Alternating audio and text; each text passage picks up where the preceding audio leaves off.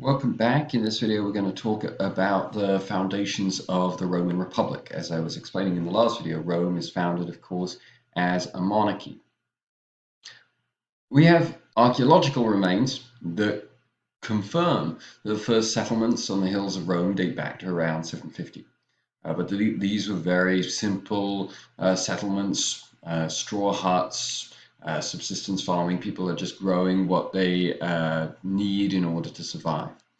And so the archaeological evidence that we have suggests that about 150 years later, around 600, Rome becomes a city. And we think some of this is due to the influence of the Etruscans. So the last three kings of the city of Rome have Etruscan names.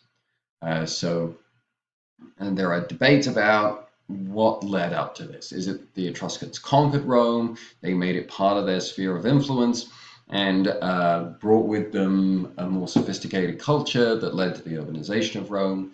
Is it that the leaders of the settlement of Rome who played a role in the selection of a king, that they chose Etruscans to come down and rule Rome? So these are some of the theories that are out there, but it seems as though somehow Etruscan culture provided the impetus to transform Rome from a village into a city, and to provide the infrastructure and the technical knowledge that was necessary to create streets, to drain marshes, etc.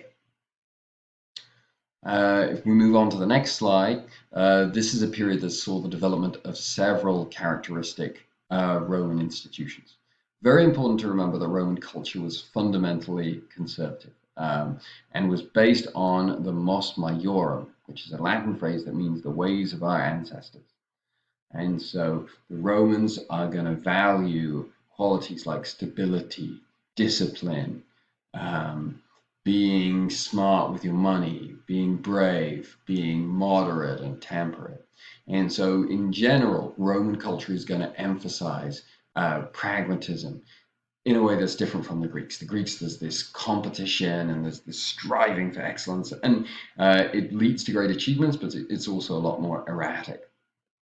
And so these are some of the attributes of Roman culture that we start to see developing during this time, and we start to see the Romans prizing and promoting during this period. Now, the Roman citizen body evolved into two social orders. We have the Patricians, who are the equivalent of the Greek aristocrats. They hold most of the land, they own most of the land, and about 100 of them would form the Senate. And so the Senate is this council that advises the king. King works with their consent.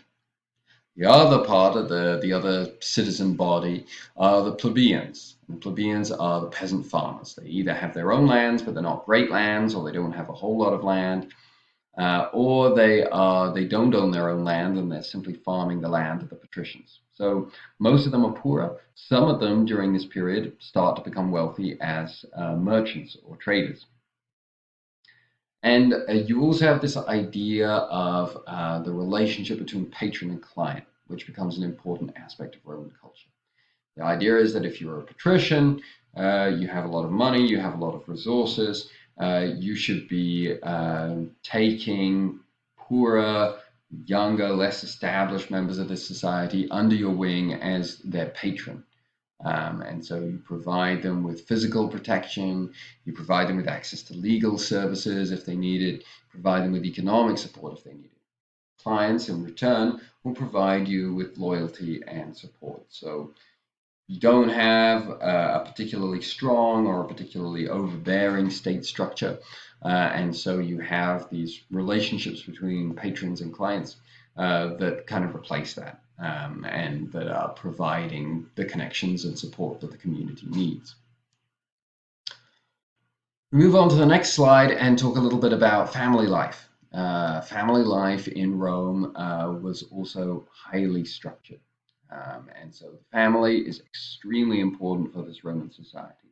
The paterfamilias, the father, had life or death authority over the whole household. So huge amount of authority invested in the father of the family, the head of the household, who's also expected to guide the family's relationship with the gods. So just as the king holds imperium and auspicium for the community, the father of the family holds that for his family. Sons lived under their father's authority until their father died, although their father could emancipate them to live under their own authority later on. Daughters were expected to marry and manage a household.